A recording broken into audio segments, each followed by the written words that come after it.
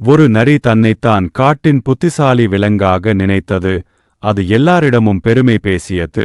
நான் எதை சொன்னாலும் வெற்றி நிச்சயம், யாராலும் என்னை வெல்ல முடியாது என்றது. அதைக் கேட்ட கிளி சிரித்து சொன்னது, வெற்றி வலிமையாலோ வாக்காலோ கிடையாது, அது முயற்சியால் தான் வரும்.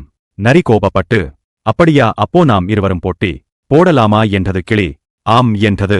அடுத்த நாள் ஆற்றங்கரையில் போட்டி. போட்டி விதி, ஆற்றை கடக்க வேண்டும், ஆனால் நீந்தக்கூடாது.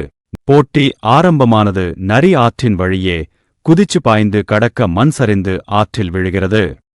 கிளியோ சிறிய மரக்கட்டையில் தன் கூர்மையான மூக்கால் இலைகளை நன்றாகச் சேர்த்து சிறிய படகை உருவாக்கி அதில் உட்கார்ந்து மெதுவாக ஆற்றை கடக்கின்றது. கிளி வெற்றியுடன் தரையில் இறங்கியது.